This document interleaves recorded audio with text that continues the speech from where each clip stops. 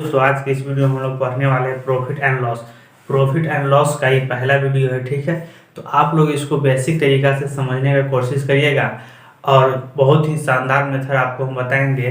Profit and loss में क्या होता है, एक होता है कॉस्ट प्राइस जिसको खरीदा जाता है, क्रय मूल्य जिसको बोलते हैं, कोई भी चीज़ को खरीदते हैं। दूसरा होता है विक्रय मूल्य एसपी जिसको सेलिंग प्राइस बोलते हैं। ठीक है, उसके बाद प्रॉफिट एंड लॉस।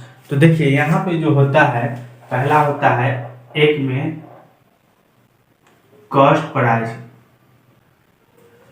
प्राइस जिसको क्रय मूल्य बोलते हैं। ठीक है, तो क्रय मूल्य हो गया। उसके बाद दूसरा है सेलिंग प्राइस जिसको विक्रय मूल्य बोलते हैं। उसके बाद तीसरा है प्रॉफिट जिसको हम लाभ बोलते हैं। और चार में है लॉस जिसको हम हानि बोलते हैं। ठीक है, ये चार कंडीशन प्रॉफिट एंड लॉस में बनता है। तो यहाँ पे कॉस्ट प्राइस जिसको क्रय मूल्य बोलते हैं, इसको हम सीपी से डिनोट करते हैं। उसके बाद सेलिंग प्राइस एसपी से डिनोट करते हैं। लाभ अगर होता है प्रॉफिट तो इसको पी से, और हानि को लॉस से डिनोट करते हैं। ठीक है, इतना बात आपको समझ में आ रहा होगा। अब देखिए यहाँ पे लाभ का कंडीशन कब बनता है और हानि का कंडीशन कब बनता है। तो यहाँ पे देखिए सीपी यानी कि कॉस्ट प्राइस ज्यादा होगा एसपी से। एसपी मतलब सेलिंग प्राइस, कोई भी चीज को हम बेच रहे हैं, जितना हमें खरीद होगा, क्रय मूल्य होगा ज्यादा और उससे कम होगा विक्रय मूल्य, तो ऐसा कंडीशन में हमेशा हानि होगा। ठीक है, इसको हम क्या कहते हैं, हानि। उसके बाद अगर एसपी सेलिंग प्राइस अगर ज्यादा होगा सीपी से, तो ऐसा कंडीशन जब भी होगा तो इसमें लाभ का कंडीशन बनेगा। ठीक है, तो इसको हम लाभ कहेंगे। तो ये चार कंडीशन आपको समझ में आ गया होगा। अगर हमको लाभ निकालना होगा तो लाभ बराबर होगा यहाँ पे विक्रय मूल्य में से अगर हम क्रय मूल्य को घटा दें, विक्रय मूल्य में से क्रय मूल्य को घटा देंगे तो हमको लाभ पता चल जाएगा। और हानि अगर निकालना होगा तो हानि जो होगा, हमको क्रय मूल्य में से विक्रय मूल्य को घटा देंगे तो हमको क्या पता चल जाएगा, हानि। ठीक है, ये कंडीशन आपको याद रखना होगा कि लाभ कब होगा, हानि कब होगा। देखिए यहाँ पे लाभ कब हो रहा है, लाभ जब हम विक्रय मूल्य मान के चलिए प्रतिशत याद करिए, तो देखिए कैसे होगा। जैसे कि यहाँ पे लाभ अगर निकालना होगा तो विक्रय मूल्य में से क्रय मूल्य को घटा देंगे तो लाभ हमको मालूम हो जाएगा। हानि निकालना होगा तो क्रय मूल्य में से विक्रय मूल्य को घटा देंगे तो हानि मालूम हो जाएगा। ठीक है, अब देखिए यहाँ पे लाभ प्रतिशत कैसे निकलेगा। तो देखिए यहाँ पे लाभ प्रतिशत अगर हमको निकालना होगा तो लाभ प्रतिशत बराबर होता है लाभ गुना 100 और बटा में क्रय मूल्य। ठीक है, तो लाभ प्रतिशत बराबर लाभ गुना 100 बटा में क्रय मूल्य। उसी प्रकार से अगर आपको हानि प्रतिशत निकालना होगा तो हानि प्रतिशत बराबर होता है हानि गुना 100।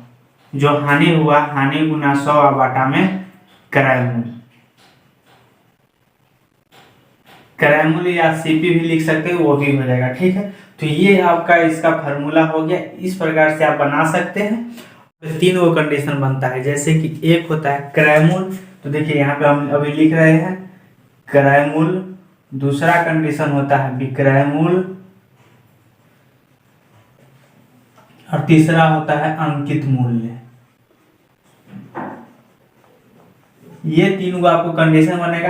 क्रय मूल्य मतलब सीपी जितना में खरीदे, विक्रय मूल्य एसपी सेलिंग प्राइस, उसके बाद अंकित मूल्य जिसको हम लोग एमआरपी बोलते हैं। कोई भी चीज होता है, जैसे कि हम कोई भी चीज के पैकेट लेते हैं, उस पर क्या होता है, अंकित मूल्य रहता है। जैसे कि एमआरपी उस पर लिखा हुआ रहता है, उसमें से कहेगा, जैसे कि कोई भी वस्तु मान के चलिए 100 रुपये के उस पर एमआरपी है, इसमें कहेगा कि आपको 10% की छूट मिलेगा।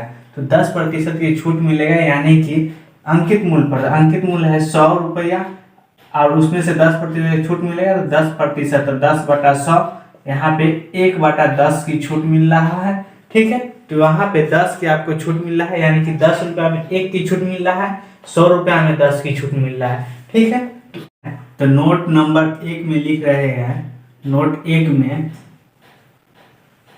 लाभ या हानि की गणना हमेशा क्रयमूल्य पर होता है। लाभ या हानि की गणना हमेशा क्रयमूल्य पर होता है। ठीक है, अगर मान के चलिए कहीं भी लाभ होता है, जैसे कि यहाँ पे देखिए लाभ हो रहा है, लाभ प्रतिशत हानि प्रतिशत, यानी कि लाभ भी हो रहा है हानि भी हो रहा है, उसकी गणना हमेशा किस पे होगा, क्रयमूल्य पर। यानी कि लाभ हो रहा है तो लाभ गुना 100 बटा में क्रयमूल्य, हानि हो रहा है तो हानि गुना 100 बटा में क्रयमूल्य। ठीक है, तो लाभ या हानि की गणना हमेशा क्रयमूल्य पर होता है। और नोट नंबर 2 में लिखिएगा, नोट नंबर 2 में होगा बट्टा की गणना हमेशा अंकित मूल्य पर होगा।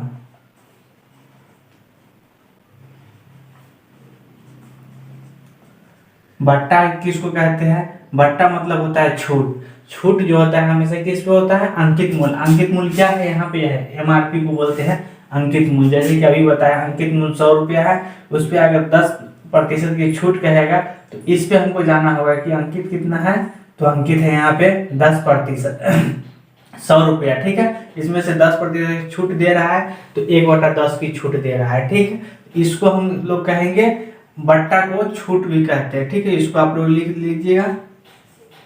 यहाँ पे कोई भी वस्तु के क्रय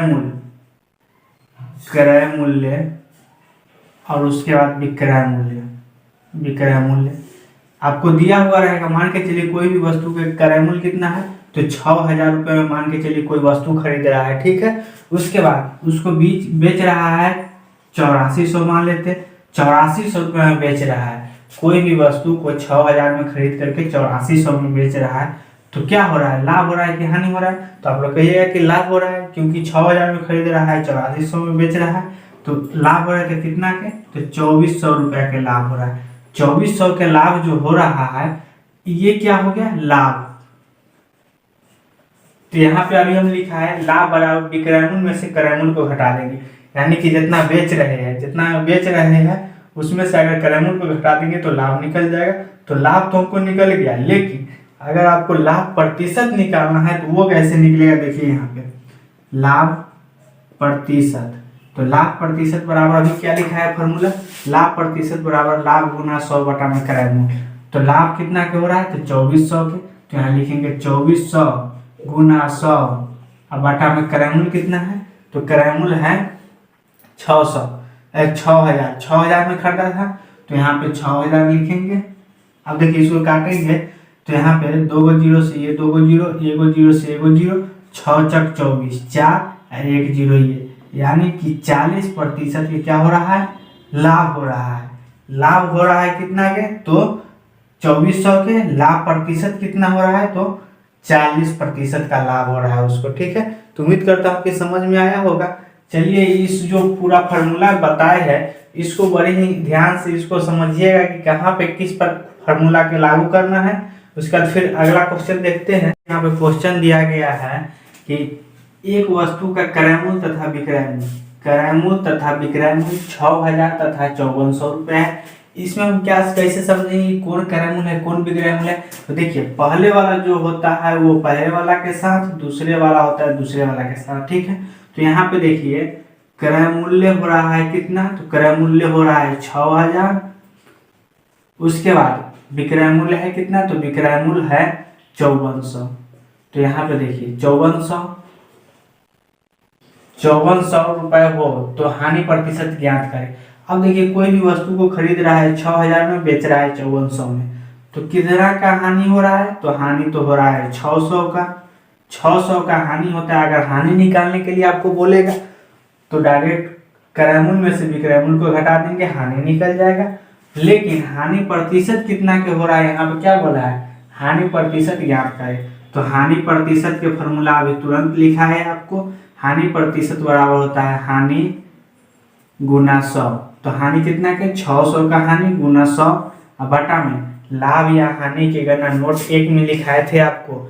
लाभ या हानि की गणना हमेशा क्रयमूल्य पर होता है। तो क्रयमूल्य है कितना, तो 6000।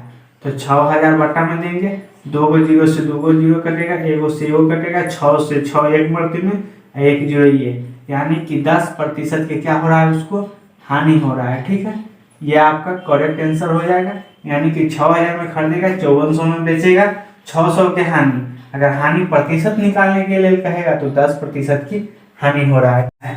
एक किताब के विक्रय मूल्य तथा क्रय मूल्य का अनुपात 3:4 है, तो हानि या लाभ प्रतिशत ज्ञात करें। यानी कि हानि हो रहा है तो हानि प्रतिशत ज्ञात करें, नहीं तो लाभ हो रहा है तो लाभ प्रतिशत ज्ञात करें। ठीक है, अभी जो है बेसिक से ही हम स्टार्ट किए हैं, धीरे धीरे आपको लेवल बढ़ते जाएगा और आपको क्वेश्चन बहुत ही अच्छे से समझ में आता रहेगा। तो यहाँ पे देखिए विक्रय मूल्य तथा क्रय मूल्य का अनुपात 3:4 है, यानी कि विक्रय मूल्य जो है, विक्रय मूल्य क्या होता है अभी, पहले वाला के साथ और बाद वाला के साथ। तो विक्रय मूल्य जो है और क्रय मूल्य है,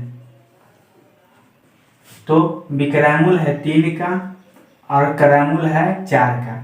कोई भी वस्तु को खरीदेगा 3 रुपया, यानी कि खरीदेगा, क्रय मूल्य मतलब सीपी। ठीक है, तो खरीदेगा 4 रुपया में, बेचेगा 3 रुपया में, तो क्या होगा, उसको हानि होगा कि लाभ होगा, तो हानि होगा। तो हानि हो रहा है तो कितना के हानि हो रहा है, 1 का हानि हो रहा है, 1 का हानि हो रहा है तो 1। अब क्या बताए थे, हानि हो रहा है तो हानि प्रतिशत, हानि प्रतिशत बराबर हानि हो रहा है 1 के, तो हानि गुना 100। अभी फार्मूला बताएं, ये फार्मूला आपको हर जगह पे काम करेगा। ठीक है, हानि गुना 100 बटा में क्रय मूल्य। अभी क्या होता है, लाभ या हानि की गणना हमेशा क्रय मूल्य पर होता है। तो क्रय मूल्य है कितना के, 4 के। ठीक है, तो 4, अब इसको काटेंगे तो 4 से 25 मरते में कटेगा, तो 25% के क्या हो रहा है, उसको हानि हो रहा है। तो ये आपका करेक्ट आंसर हो जाएगा। अगला क्वेश्चन है, एक वस्तु के विक्रय मूल्य तथा क्रय मूल्य 7:5 के अनुपात में है, यानी कि विक्रय मूल्य जो है 7 है। तो यहाँ पे अभी हम लिख देंगे विक्रय मूल्य 7 तथा क्रय मूल्य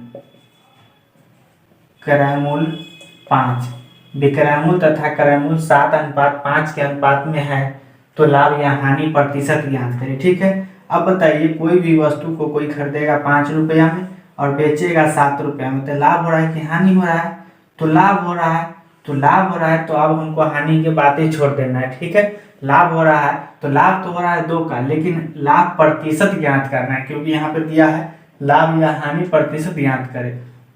तो यहाँ पे लाभ हो रहा है तो लाभ प्रतिशत ज्ञात करेंगे, तो लाभ प्रतिशत बराबर हो जाएगा, लाभ कितना का हो रहा है, 2 का लाभ, तो लाभ गुना 100 और बटा में क्रय मूल्य। क्रय मूल्य है कितना, तो क्रय मूल्य है 5, खरीद कितना रहा है 5 में, तो लाभ या हानि की गणना हमेशा क्रय मूल्य पर था 5।